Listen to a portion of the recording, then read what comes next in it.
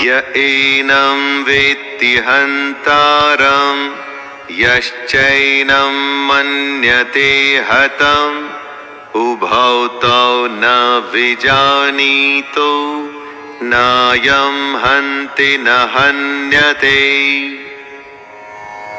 जो इस आत्मा को मारने वाला समझता है तथा जो इसको मरा हुआ मानता है, वे दोनों ही नहीं जानते सच्चाई को, क्योंकि ये आत्मा वास्तव में न तो किसी को मारती है और न किसी के द्वारा मारी जाती है।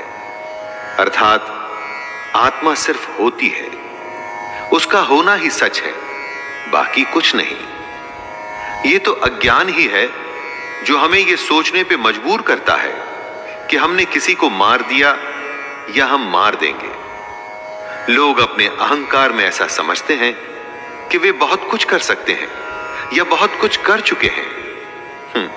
ये सिर्फ उनकी नादानी है, अज्ञानता है। न जायते म्रियते वा कदाचिन्नायं भूत्वा भविता वा न भूयः अजो नित्यः शाश्वतोऽयं पुराणो न हन्यते हन्यमाने शरीरे। कृष्ण आगे समझाते हैं कि ये आत्मा किसी काल में भी न तो जन्मती है और ना ही मरती है, तथा ना ये उत्पन्न होकर फिर होने वाली ही है, क्योंकि ये तो अजन्मा, नित्य, सनातन और पुरातन है।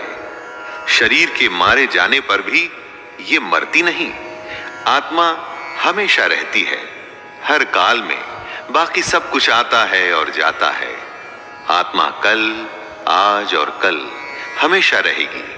गीता की सबसे गंभीर बात का ये मूल है दोस्तों, जब कुछ नहीं था तो आत्मा थी, जब कुछ नहीं होगा तो भी आत्मा होगी। आत्मा को छोड़ बाकी सब बदलेगा, आएगा और जाएगा। वेदा विनाशिनं नित्यं य एनमजमव्ययम् कथं स पुरुषः पार्थकं घातयति हन्तिकम्। हे पृथापुत्र अर्जुन, जो पुरुष इस आत्मा को नाश रहित, नित्य, अजन्मा और अव्यय मानता है, वह पुरुष कैसे किसको मरवाता है और कैसे किसको मारता है? जो इस बात को समझता है कि आत्मा ही सबसे बड़ा सच है, वो किसी को कैसे मार सकता है या कैसे मरवा सकता है? इस बात को समझने का मतलब है कि ब्रह्म रूपी सच को समझना, ब्रह्म को समझना। सच से अधिक हम झूठ को महत्व देते हैं, आत्मा से अधिक हम पार्थिव शरीर को। पार्थिव शरीर जो मिट्टी से बना है और अग्नि में जल के उसी में मिल जाएगा और फिर से मिट्टी हो जाएगा। महत्व हमें देना है अपनी आत्मा को, जो हमेशा थी और हमेशा रहेगी। वासांसि जीर्णानि यथा विहाय नवानि गृह्णाति नरोपराणि तथा शरीराणि विहाय जीर्णान् यन्यानि संयाति नवानि देहि।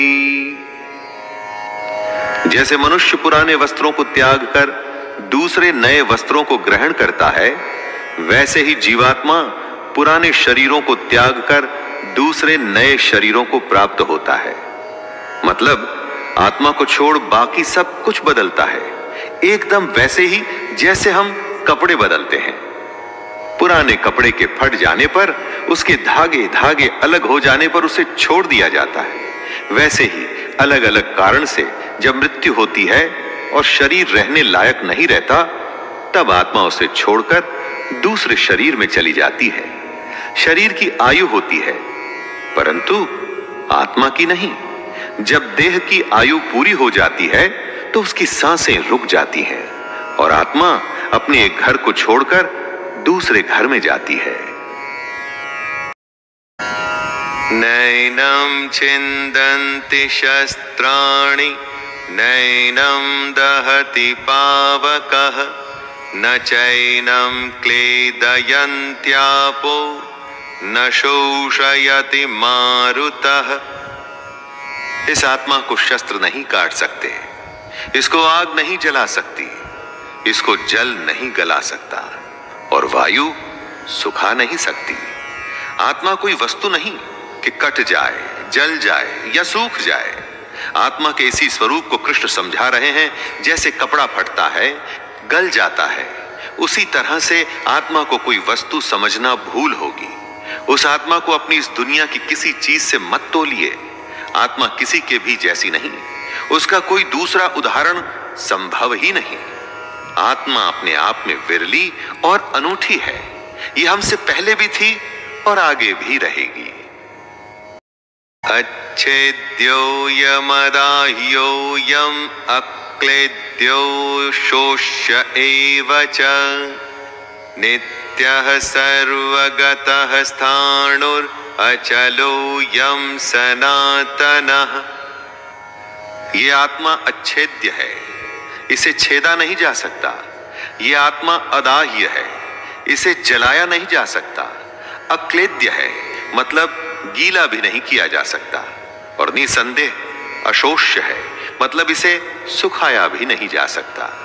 ये आत्मा नित्य, सर्वव्यापी, अचल, स्थिर रहने वाली और सनातन है। सनातन का अर्थ क्या होता है दोस्तों? जो हमेशा से है और हमेशा रहेगा, वही आत्मा भी है। श्री कृष्ण ये बताना चाहते हैं कि हम जो नाशवान हैं, मतलब हमारा जो ये शरीर है, इस पर ज्यादा ध्यान न दें। हम समझें आत्मा को जिसका नाश नहीं हो सकता, तभी हमें मुक्ति मिलनी संभव हो सकती है।